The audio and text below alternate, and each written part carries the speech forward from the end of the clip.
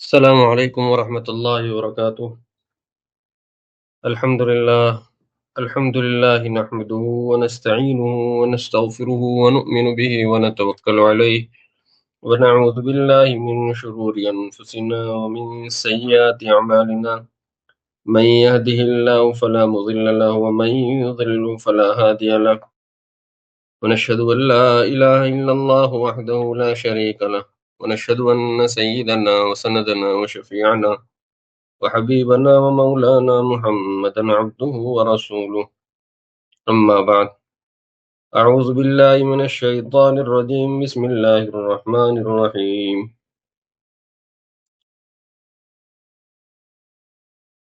تبت يدا أبي لهب وتب ما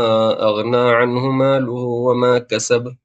سيصلى نارا ذات لهب وامرأته حمالة الحطب في جيدها حبل من مسد.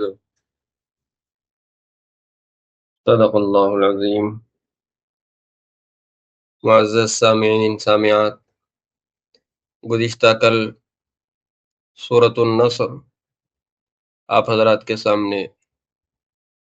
پیش کیا گیا تھا، جس درس کا خلاصہ یہ تھا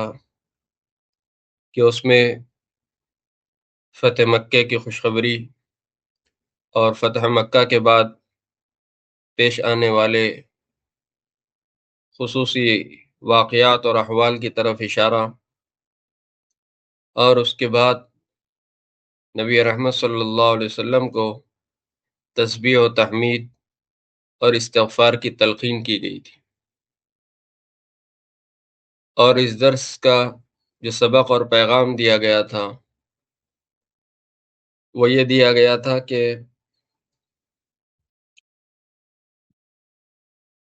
نصرت الہیہ کے بعد فتح اور کامیابی آتی ہے، جیسا کہ آیت کی ترتیب اشارہ کر رہی تھی کہ جب نصرت ہوگی تو پھر فتح ہوگی. اسی لیے آدمی اپنے عزائم، اپنے مقاصد اور اپنے منصوبوں کو اگر کامیاب کرنا چاہتا ہے، کامیاب دیکھنا چاہتا ہے، تو پہلے وہ مدد الہی کو متوجہ کرے، نصرت الہیہ کو طلب کرے، تو پھر انشاءاللہ فتح نصیب ہوگی. دوسری جو بات اس کے اندر عرض کی گئی تھی وہ یہ عرض کی گئی تھی کہ نبی رحمت صلی اللہ علیہ وسلم کے مشن اور آپ کے بھیجے جانے کے مقصد کے پورا ہو جانے کے بعد گویا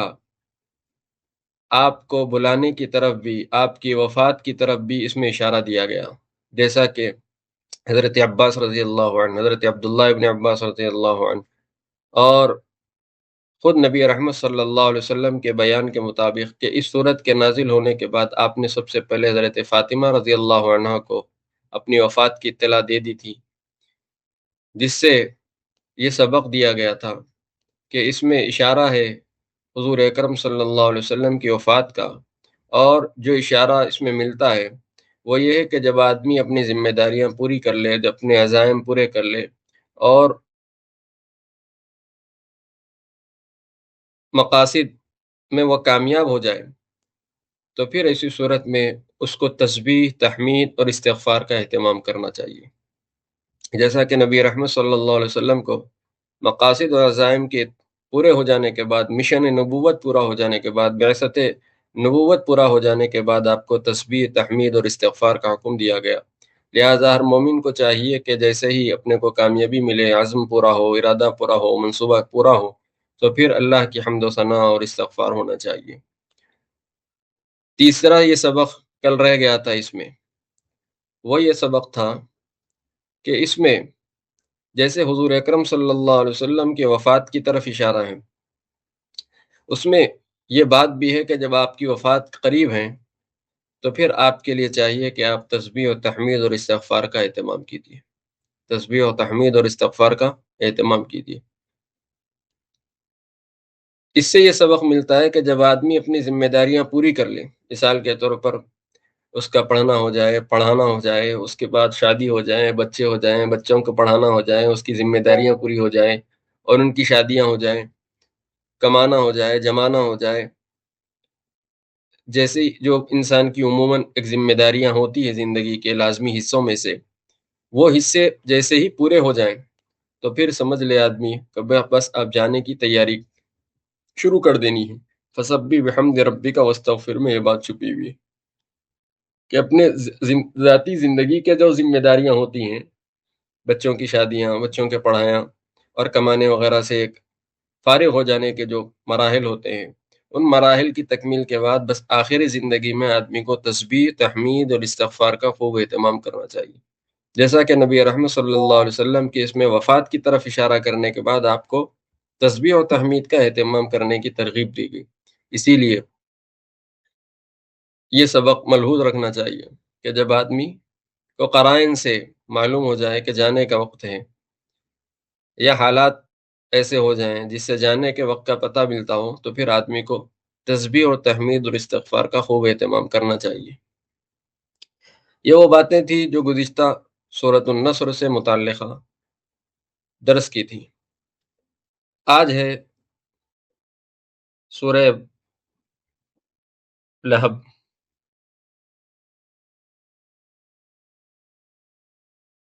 ترجمہ پہلے سماعت کر لیں، پھر اس کے بعد اس کی تفصیلات عرض کر دی جائے گی۔ تبت یدا ابی لہب، ابو لہب کے دونوں ہاتھ برباد ہو جائیں، یا برباد ہوں، دونوں کر سکتے ہیں۔ اگرچہ کہ یہ عربی گرامر کے اعتبار سے ماضی کا ہے، اور ترجمہ یوں ہونا چاہیے اس کا کہ ابو لہب کے دونوں ہاتھ برباد ہو گئے، لیکن یہ بددعائیہ جملے کے طور پر یہاں استعمال ہو رہا ہے، اسی لیے اس کو بددعائیہ جملے کے طور پر ہی استعمال کیا جائے گا، ترجمہ کیا جائے گا اس کا۔ گرامر کے اعتبار سے ماضی ہے وہ، لیکن بددعائیہ جملہ ہونے کی وجہ سے اس کا ترجمہ مستقبل سے کیا جا رہا کہ ابو لہب کے دونوں ہاتھ برباد ہوں، وَتَبَّ، اور وہ خود بھی ہلاک ہو، اس کے ہاتھ بھی ٹوٹے، ہاتھ کیا، وہ اس کی ذات خود ٹوٹے، ہلاک و برباد ہو جائے۔ پہلے ہاتھ کو بولا گیا، پھر ذات کو بولا گیا وَتَبَّ میں، تبت یدا ابی لہب، پھر اس کے بعد آ رہا وَتَبَّ، ایک ترجمہ۔ بعض مفسرین نے اس کا یہ بھی ترجمہ کیا ہے کہ تبت یدا ابی لہب وَتَبَّ، ابو لہب کے دونوں ہاتھ برباد ہوں اور وہ خود بھی ہلاک ہو چکا، یہ بھی ترجمہ صحیح کیا مانا گیا۔ اس میں یہ معنی ہوگا کہ پہلے میں بددعا یا جملہ دیا گیا، اطلاع دی گئی اور اس کی ہلاکت و بربادی کی دعا کی گئی کہ وہ برباد ہو، اور دوسرے جملے میں بولا گیا کہ بددعا ضائع نہیں گئی بلکہ یقینی طور پر یہ پوری ہو گئی، سمجھ لو ہو گئی، اور وہ ہلاک ہو گیا۔ وَتَبَّ، ہم نے ابھی بددعا دی اور یہ بددعا قبول ہوئی اور وہ ہلاک ہو گیا۔ وَتَبَّ، تبت یدا ابی لہب وَتَبَّ، تو اس اعتبار سے اس کے دو ترجمے ہوئے، ابو لہب کے دونوں ہاتھ برباد ہو اور وہ خود بھی برباد ہو، ایک ترجمہ۔ دوسرا یہ کہ پہلے جملے کو بددعائیہ مانا جائے اور دوسرے جملے میں اس کی تکمیل مانی جائے، اس کو اس دعا کی قبولیت کو یقینی بنا دیا جائے۔ مثال کے طور پر یوں ترجمہ کیا جائے کہ ابو لہب کے دونوں ہاتھ برباد ہو اور وہ برباد ہو گیا، اور وہ برباد ہو گیا۔ ما اغنا عنہ مالہ وما کسب، اس کے مال نے اسے کچھ کام نہ دیا۔ اغنا یغنی، اغنا کے معنی آتے ہیں بے نیاز کرنا، اس کے مال نے اس کو بے نیاز نہیں کیا، یہ بھی ترجمہ ٹھیک ہے۔ اس کے مال نے اس کو فائدہ نہ دیا، یہ بھی ترجمہ ٹھیک ہے۔ اس کے مال نے اس کو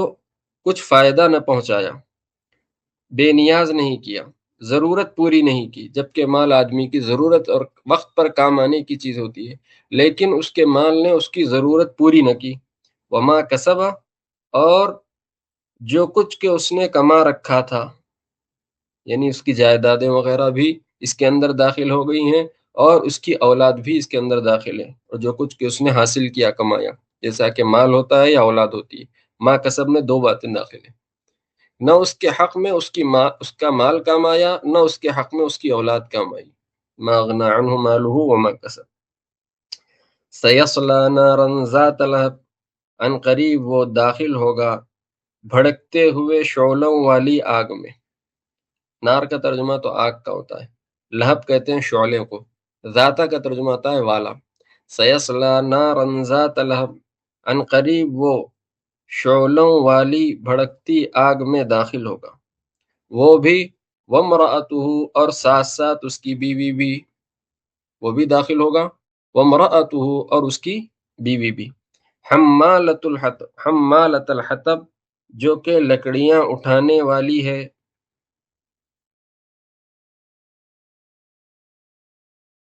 وامرأتہ حمالۃ الحطب، اس کی بیوی بھی، کیا معنی پیچھے سے تعلق ہے اس کا، سیصلی نارن، وہ بھی داخل ہوگا آگ میں، وامرأتہ، اور اس کی بیوی بھی داخل ہوگی، حمالۃ الحطب، جو کہ لکڑیوں کا گٹا اٹھانے والی ہے، فی جیدہا حبل من مسد، اس کی گردن میں کھجور کی چھال کی رسی، ایک ترجمہ یہ کیا گیا، دوسرا ترجمہ ہے اس کی گردن میں مضبوط بنی ہوئی رسی ہوگی، اس حال میں کہ وہ اس کی گردن میں مضبوط بنی ہوئی رسی ہوگی۔ جب اس کا واقعہ سنایا جائے گا تو آپ کو یہ اشارہ سمجھ میں آ جائے گا۔ ترجمہ دوبارہ دیکھ لیں، ابو لہب کے دونوں ہاتھ برباد ہوں اور وہ خود بھی برباد ہوں، پہلا ترجمہ۔ دوسرا ترجمہ، ابو لہب کے دونوں ہاتھ برباد ہو اور وہ برباد ہو چکا۔ آگے آئیے، ما اغنا عنہ مالہ وما کسب، اس کے مال نے اسے کچھ کام نہ دیا اور نہ اس کی کمائی نے، عن قریب وہ شعلوں والی بھڑکتی آگ میں داخل ہوگا، اور اس کی بیوی بھی، جو کہ لکڑیاں اٹھانے والی ہے، اور اس کی گردن میں مضبوط بنی ہوئی رسی ہوگی۔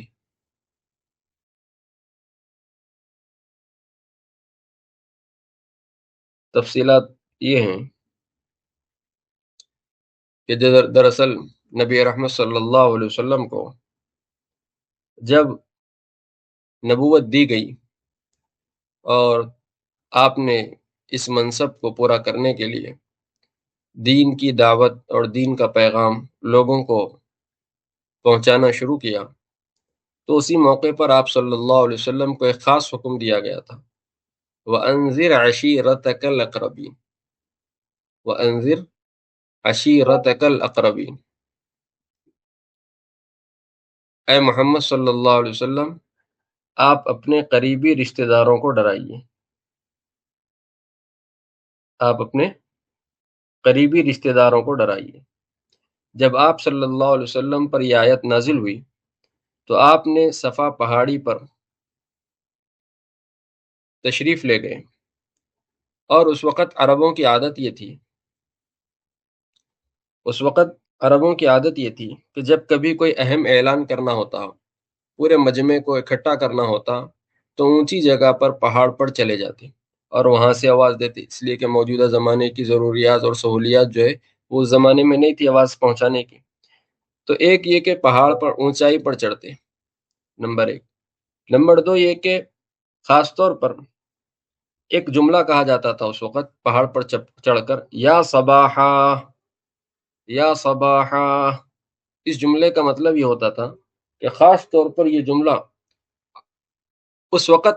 کہا جاتا تھا جب کوئی آدمی کسی دشمن کے حملے کی اطلاع دینے کے لیے استعمال کرتا، دشمن کے حملے کے لیے جب حملے کی اطلاع دینا ہوتا تھا اس وقت کرتے تھے، اس لیے کہ پہلے زمانے میں تو چونکہ ایسے اطلاعات کے راہیں نہیں تھی، اسی لیے جس کسی کو اطلاع مل جاتی کہ ہمارے قبیلے پر، ہمارے محلے پر، ہمارے شہر پر کوئی راتوں رات اچانک حملہ کرنے والا ہے اندھیرے میں، تو وہ فوراً پہاڑ پر چڑھتا اور یہ اس طرح کی آواز دیتا، تو لوگ فوراً متوجہ ہو جاتے۔ تو غرض یہ کہ نبی رحمت صلی اللہ علیہ وسلم پہاڑ پر چڑھے اور آواز دی، یا صباحا، یا صباحا، یہ پوری عمومی آواز تھی۔ پھر آپ نے قبائل کو خطاب کیا، فرمایا، یا بنی ہاشم، یا بنی عبد المطلب، یا بنی فہر، یا بنی لوئی، یا بنی عبد مناف، اس طرح آپ نے دیگر قبائل کو بھی نام لے کر بلایا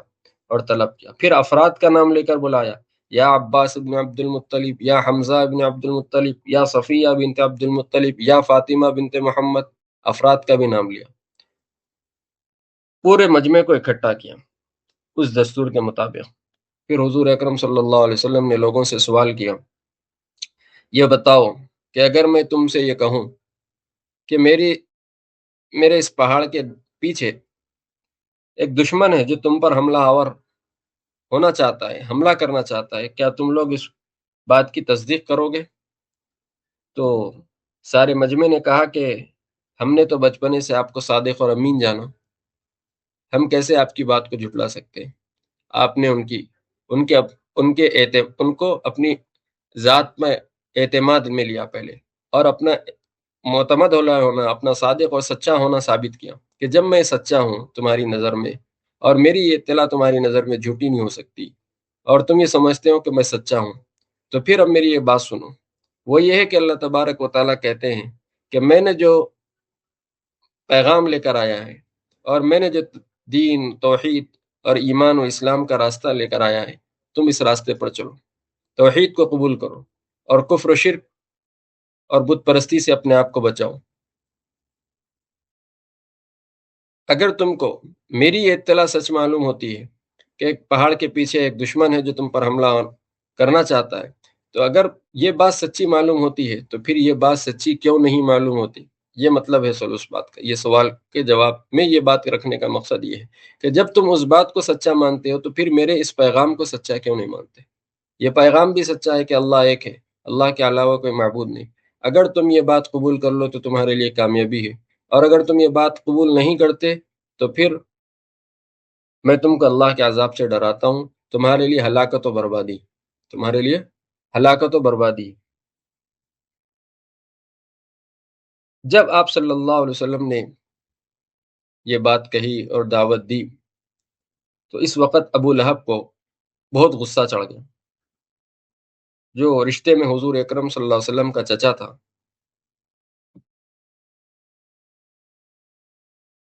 اس نے کہا،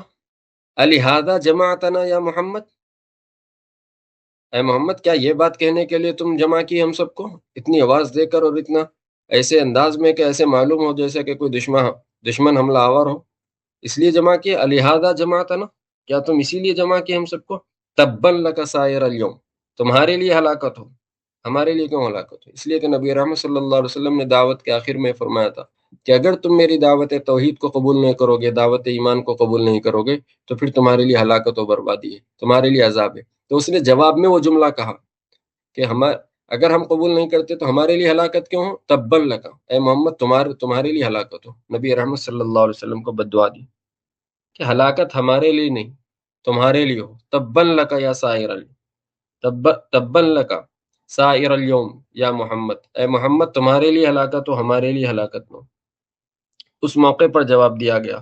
اس آیت کے، اس صورت کے نزول کے ذریعے، کہ نبی رحمت صلی اللہ علیہ وسلم کو جو بد دعا دیتا ہے ہلاکت کی، اللہ کی طرف سے،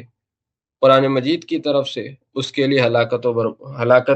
ہو اور بربادی ہو۔ تبن لکا، یہ دراصل جواب میں جس جملے سے اس نے حضور اکرم صلی اللہ علیہ وسلم کے لیے بد دعائی الفاظ کہے، اسی جملے کے ذریعے پھر قرآن مجید نے جواب دیا کہ ہلاکت حضور کے لیے نہیں، تیرے لیے ہے۔ تبن لکا۔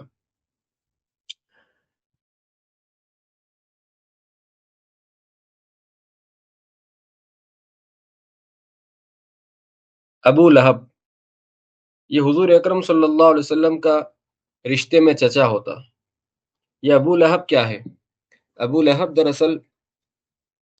لقب ہے، کنیت ہے۔ اصل اس کا نام تھا عبد العزا، اس کا نام تھا عبد العزا۔ لہب کے معنی آتے ہیں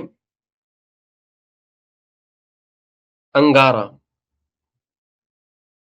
یا بھڑکتی آگ، شعلہ۔ چونکہ ابو لہب بڑا حسین و جمیل تھا، اس کے چہرے پر سفیدی اور سرخی ایسی تھی جیسے کہ شعلہ بھڑک رہا ہو۔ اسی خوبصورتی کی وجہ سے اس کو ابو لہب کا یہ لقب اور کنیت دی گئی تھی، اور اسی نام سے وہ مشہور تھا۔ مالدار بھی تھا، اور مکہ مکرمہ میں کے مالداروں میں شمار ہوتا تھا۔ اور اس کی بیوی کا نام اروا تھا، اور اس کی کنیت تھی جمیل، اور وہ ابو سفیان کی بہن تھی۔ اب یہاں پر ابو لہب کے لیے ہلاکت و بربادی کی بددعا دی گئی ابتدائی آیت میں، ساتھ میں پھر اس کی بیوی کی ہلاکت و بربادی کی بھی اطلاع دی گئی، اور کہا کہ اس کی بیوی بھی جہنم میں داخل ہوگی اس کے ساتھ۔ تو پھر اس کی بیوی کیوں داخل ہوگی؟ اس نے تو بددعائیہ جملہ نہیں کہا، لیکن روایتوں میں بات ملتی ہے کہ دراصل یہ جو ابو لہب کی بیوی تھی، اروا اس کا نام تھا، یہ اپنے شوہر کے ساتھ ہر موقع پر نبی رحمت صلی اللہ علیہ وسلم کو تکلیف پہنچاتی تھی۔ جیسا کہ بعض روایت میں بات ملتی ہے کہ وہ جنگلوں سے لکڑیاں کاٹ کر لاتی تھی اور رات کو نبی رحمت صلی اللہ علیہ وسلم کے راستوں میں بچھایا کرتی تھی، اسی لیے اس کو حمالۃ الحطب کہا گیا۔ اس کے ساتھ جو جملہ ہے وَامْرَأَتُهُ حمالۃ الحطب، اور اس کی بیوی بھی جہنم میں جائے گی جو کہ لکڑیاں اٹھانے والی ہے، اس واقعے کی وجہ کی طرف اشارہ کرنے کے لیے۔ اور بعضوں نے بات کہی کہ اس کی بیوی کو جو حمالۃ الحطب کہا گیا یہاں پر، اس کی وجہ یہ ہے کہ ابو لہب کا گھرانہ مالدار ہونے کے باوجود بخیل تھا۔ بخیل ہونے کی وجہ سے، بخیل ہونا اس طور پر کہ پیسے ہونے کے بعد لکڑیاں خرید کر چولہا جلایا جا سکتا تھا، لیکن بخالت کی انتہا یہ تھی کہ مالدار گھرانہ ہونے کے باوجود جلانے کی لکڑیاں خریدنے کی سخت رکھنے کے باوجود جنگل سے جا کر لکڑیاں خود لے کر آتی تھی اور پکاتی تھی، اسی وجہ سے اس کا نام رکھا گیا وَامْرَأَتُهُ حمالۃ الحطب۔ اتنی بخیل ہے کہ وہ لکڑیاں خود اٹھا کر لاتی ہیں روزانہ۔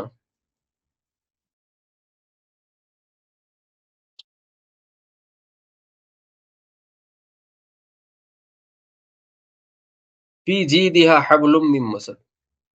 فی جیدہا حبل من مسد، اس کی گردن میں مضبوط بنی ہوئی رسی ہوگی۔ جب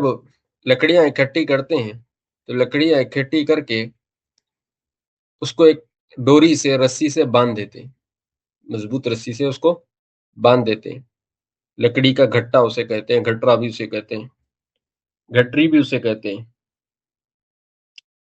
ہوا یہ کہ جب اس کو یہ کہا گیا وَامْرَأَتُهُ حَمَّالَةَ الْحَطَبِ فِي جِيدِهَا حَبْلٌ مِّن مَّسَدٍ، تو یہ بات اس طرح پوری ہوئی کہ ایک مرتبہ وہ حسب معمول اپنے سر پر لکڑیوں کی گھٹری رسیوں سے باندھ کر لے کر آ رہی تھی۔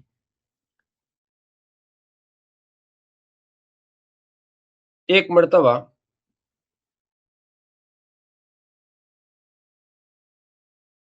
رسی جو لکڑیوں کو بندھی ہوئی تھی، وہ رسی اتر کر کھل کر کسی طریقے سے وہ رسی گلے میں، گردن میں پڑ گئی اور پھر الجھ بھی گئی۔ جب وہ نکالنے گئی تو لکڑیوں کی وجہ سے وہ لپیٹے گئی اور اسی میں اس کو پھندا لگ گیا اور اسی میں اس کی موت واقع ہو گئی، انہی رسیوں کی وجہ سے جو رسیاں کے گٹری سے بندھی ہوئی تھی۔ اسی کی منظر کشی کی گئی یہاں پر، فی جیدہا حبل من مسد، اس کی گردن میں مضبوط بنی ہوئی رسیاں ہوں گی۔ یہ مطلب یہ ہے کہ جب وہ آگ میں داخل، جب وہ مرے گی تو اس کی اس طرح موت ہوگی۔ تو دنیا میں بھی اس طرح اس کی موت ہوئی، اور بعض مفسرین نے یہ بات بھی کہی ہے کہ دراصل اخروی سزاؤں میں بھی اس کے لیے یہ ہوگی کہ اس کی گردن میں رسیاں ہوں گی،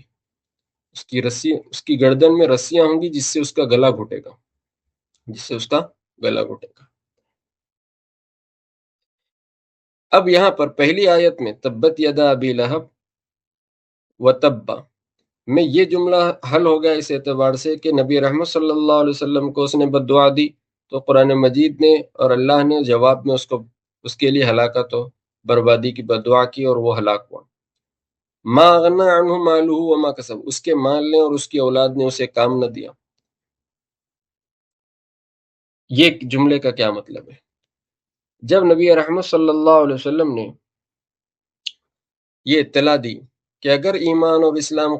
نہیں لاؤ گے تو پھر ایسی صورت میں ہلاکت و بربادی ہوگی اور عذاب آئے گا۔ تو اس سے بعض لوگوں کے سامنے کہنے لگا کہ میرے پاس تو مال ہے اور میرے پاس تو اولاد ہے، میرے پاس تو مال ہے اور میرے پاس اولاد ہے، میرا مال اور میری اولاد مجھے تکلیف سے اور عذاب سے بچا لے گی۔ تو اس کا جواب اللہ نے یہاں پڑھ دیا، ما اغنی عنہ مالہ وما کسب، اس کے مال اور اس کی اولاد نے اسے کچھ کام نہ دیا، نہ اس کا عذاب سے نہیں بچا۔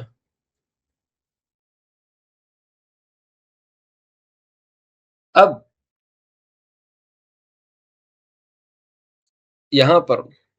ابو لہب کے لیے ہلاکت و بربادی کی بددعا ہوئی، اور یہ بھی اطلاع دی گئی کہ وہ ہلاک و برباد ہو گیا، وہ تبا۔ سوال یہ ہے کہ وہ کیسے ہلاک و برباد ہوا؟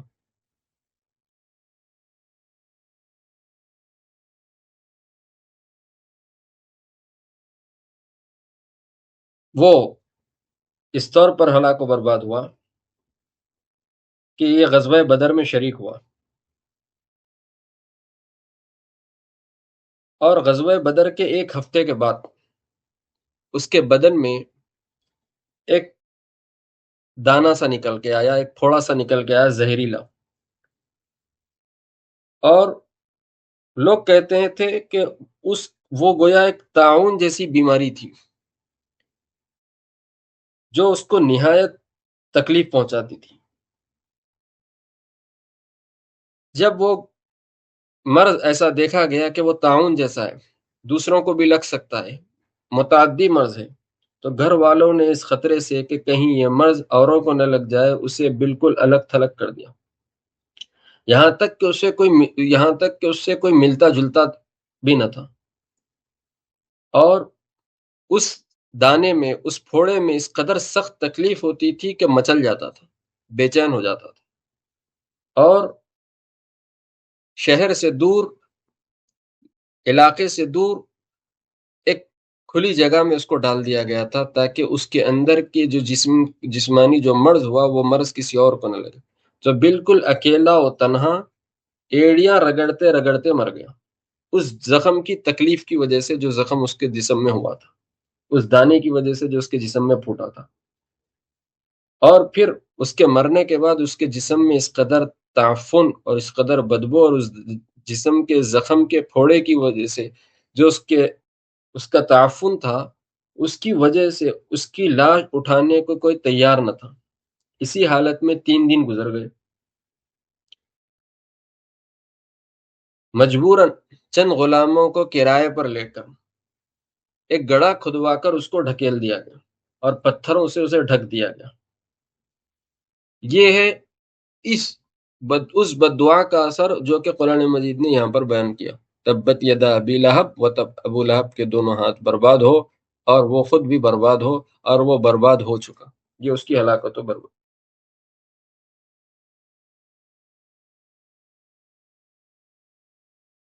ما اغنى عنه ماله وما کسب، اس کے مال اور اس کی اولاد نے کچھ کام نہ دیا۔ سیصلی نارا ذات لہب، ان قریب وہ بھڑکتی آگ میں داخل ہوگا۔ وامرأتہ، اور اس کی بیوی بھی، جو کہ لکڑیاں اٹھا کر لاتی ہیں، اور اس کے گردن میں مضبوط بنی ہوئی رسی ہوگی، اور اس کا ظہور دنیا میں بھی آ گیا کہ اس کی موت انہی رسیوں کے ذریعے ہوئی، جو رسیاں کے لکڑیوں کے گھٹری سے بندھی ہوئی تھی، وہ رسیاں گلے میں پڑی اور دم گھٹا اور وہ مر گئی۔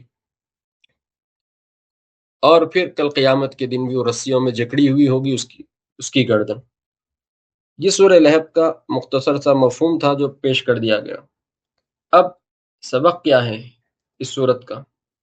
پہلی بات تو یہ ہے کہ ابو لہب رشتے میں حضور اکرم صلی اللہ علیہ وسلم کا چچا تھا، لیکن انجام ہلاکت و بربادی ہے۔ معلوم یہ ہوا کہ محض قرابت اور نسب کام آنے والی چیز نہیں، سگا چچا ہونے کے باوجود نبی رحمت صلی اللہ علیہ وسلم سے انتہائی قربت اور نسبت کے باوجود وہ اللہ کی رحمت سے محروم رہا۔ اس سے بات معلوم ہوئی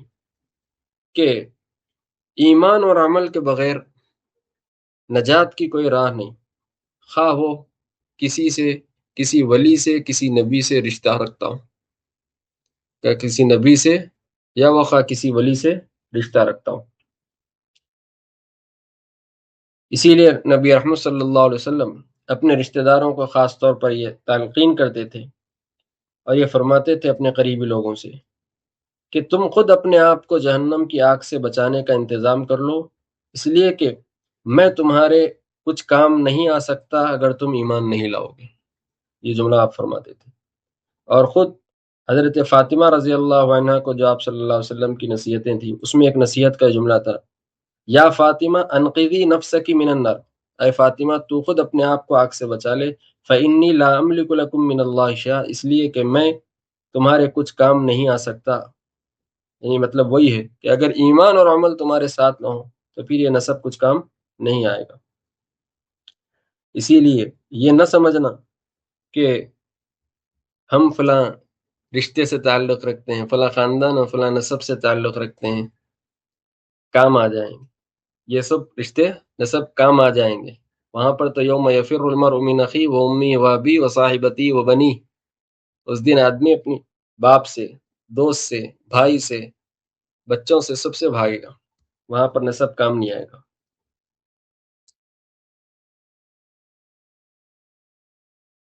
دوسری بات یہاں پر، ما اغنی عنہ مالہ وما کسب، اس کے مال اور اس کی اولاد اسے کچھ کام نہ آئی۔ جس جس جس بر اس نے یہ کہا تھا کہ میں عذاب سے بچ جاؤں گا اپنے مال اور اولاد کے بلبوتے پر، اللہ تعالیٰ نے یہاں پر سبق دیا کہ آدمی اپنے مال پر اور اپنی اولاد پر غرور اور گھمنڈ نہ کرے، اور اپنے مال اور اپنی اولاد کے غرور اور گھمنڈ میں حق کو قبول کرنے سے انکار نہ کرے۔ اگر اس گھمنڈ میں، مال و اولاد کے گھمنڈ میں حق کو قبول کرنے سے انکار کرتا ہے تو پھر ایسی صورت میں اس کے مال اور اس کی اولاد اس کے کچھ کام نہ آئے گی۔ تیسری بات، یہ بات معلوم ہوئی یہاں پر کہ اس نے نبی رحمت صلی اللہ علیہ وسلم کو ستایا اور تکلیف دی، اس کا انجام ہلاکت و بربادی کو پہنچا۔ اس سے سبق ملا کہ جو لوگ اللہ کے مقبول بندوں کو ستاتے ہیں، جیسا کہ ابو لہب نے ستایا، یا اللہ کے مقبول بندوں کے ساتھ بدخواہ ہوتے ہیں یا ان کو بد دعا دیتے ہیں، ان کا بھی یہی ایسے ہی عبرتناک انجام ہوتا ہے جو عبرتناک انجام کے ابو لہب کا ہوا۔ اسی لیے اولیاء سے، علماء سے، حفاظ سے، اہل دین سے، خدام دین سے، مسلمانوں سے، مومنین سے، سب کے خیر خواہ ہونے چاہیے، اور ان کے لیے ان کو کسی قسم کی کوئی تکلیف نہیں پہنچانا چاہیے۔ نبی رحمت صلی اللہ علیہ وسلم نے ارشاد فرمایا، من آذى لي وليا فقد آذنته بالحرب، نبی تو نبی ہے، جس کسی نے میرے ولی کو، میرے دوست کو، میرے مقرب اور محبوب بندے کو تکلیف پہنچائی، فقد آذنته بالحرب، تو میں اس سے اعلان جنگ کرتا ہوں۔ یہ آپ نے فرمایا۔ اللہ تعالیٰ 2 مرتبہ بولے میں اعلان جنگ کرتا ہوں، ایک سود کھانے والوں کے متعلق کہ اگر لوگ سود نہیں چھوڑتے تو پھر میں ان سے اعلان جنگ کرتا ہوں۔ اللہ کا اعلان جنگ کا مطلب یہ ہے کہ وہ اللہ کے مقابل میں ہے، اور جو اللہ کے مقابل میں ہوتا ہے اس کی ہلاکت و بربادی یقینی ہوتی ہے۔ اور دوسرا یہ موقع ہے جس میں اللہ تعالیٰ نے فرمایا کہ جس نے میرے مقرب اور محبوب بندوں کو، میرے دوستوں کو تکلیف پہنچائی تو پھر میں اس سے اعلان جنگ کرتا ہوں، فقد آذنتہ بالحرب۔ اور یہ تاریخ میں ایسا بارہا دیکھا گیا کہ جس نے علماء کو، اہل اللہ کو، حفاظ کو، خدام دین کو، اللہ کے مقرب ولیوں کو ستایا، تکلیف پہنچائی، گستاخی کی، ان کا انجام دنیا میں بھی خطرناک ہوا اور آخرت میں بھی خطرناک ہوا۔ چونکہ وقت پورا ہوا اسی لیے اس کے واقعات ہیں ہمارے پاس، لیکن وقت کی وجہ سے ہم اس کو نہیں سنا رہے، انشاءاللہ کسی اور موقع سے اس کو سنائیں گے۔ تو یہ سورہ لہب کا جو تیسرا سبق ہے وہ یہی ہے کہ آدمی کو گستاخ نہیں ہونا چاہیے، اللہ کے مقرب اور محبوب بندوں کا گستاخ نہیں ہونا چاہیے، بے ادب نہیں ہونا چاہیے، ایذا رسانی کرنے والا نہیں ہونا چاہیے، ورنہ تو پھر ابو لہب کا انجام عبرت کے لیے سامنے ہے۔ اللہ تعالیٰ سے دعا ہے کہ اللہ تعالیٰ اس صورت سے ملنے والے اسباق کو ہمارے لیے مفید بنائے، نافع بنائے، اور قرآن و سنت کا صحیح شعور اور صحیح فہم نصیب فرمائے۔ وآخر دعوانا الحمدللہ رب العالمین۔ السلام علیکم ورحمۃ اللہ وبرکاتہ۔